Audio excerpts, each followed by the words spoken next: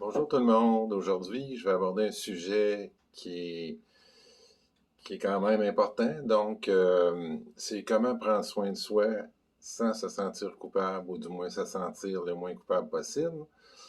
Euh, Parce que normalement, quand on prend soin de soi, c'est pour être bien, c'est pour être en paix avec nous-mêmes.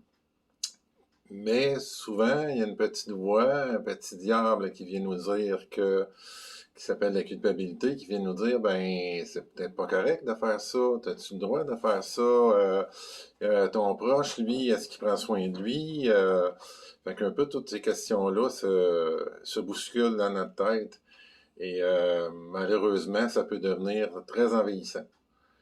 Euh, Puis en même temps, ben, c'est sûr que si on veut continuer à aider, faut penser à nous aussi pour aller se refaire d'énergie, pour aller être bien avec nous-mêmes, vraiment bien, et de dire je m'occupe de moi et en même temps, ou d'une façon distincte, je m'occupe de mon proche aussi, mais ça vient pas m'empêcher de faire quelque chose pour moi, pour me faire du bien, pour être heureux, heureuse. Dans ce sens-là, c'est pas évident parce que c'est souvent un combat intérieur. On a beaucoup de pression, des fois de la société, de l'entourage, même de nous-mêmes. On est bon aussi pour être très sévère ou jugeant de nous autres mêmes envers nous autres mêmes. Donc, c'est souvent quand même un combat intérieur à dire est-ce que j'ai le droit? Euh, oui, on a le droit. On a le droit parce que on est aussi des êtres humains, on est aussi des individus, on n'est pas juste l'aidant ou l'accompagnant de quelqu'un de malade.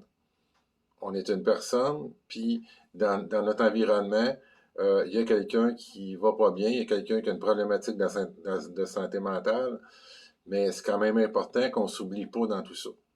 Donc, on demeure un être humain, un individu à part entière.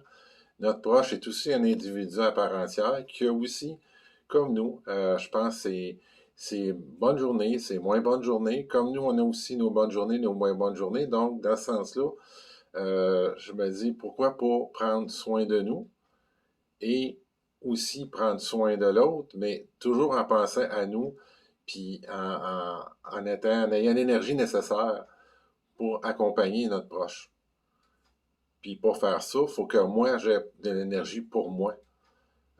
Pour gérer mon quotidien, pour avoir des belles complicités, avoir des belles relations avec ceux qui m'entourent. Donc, ça passe inévitablement par là. Si je prends pas soin de moi, ben je suis pas à l'écoute, je suis pas présent, je suis pas bien avec moi-même. Donc, je peux déjà là, je peux pas être bien avec les autres.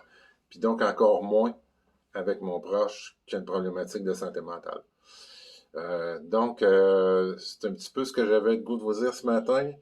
Euh, Pensez à vous, pensez à vous, pensez à vous, et c'est pas égoïste, c'est pas correct. Je pense qu'il faut vraiment passer par cette étape-là pour être mieux aider notre proche atteint, puis ça vaut pour n'importe quoi aussi dans notre vie, là. Autant au niveau travail, au niveau amitié, au niveau amour. Si je suis pas disponible pour la personne, je suis pas à l'écoute, je suis pas aidant, puis quelque part, je m'aide pas moi-même parce que je vais vivre de la frustration là-dedans. Là. Donc, les moments que je vais prendre pour moi, j'en profiterai pas.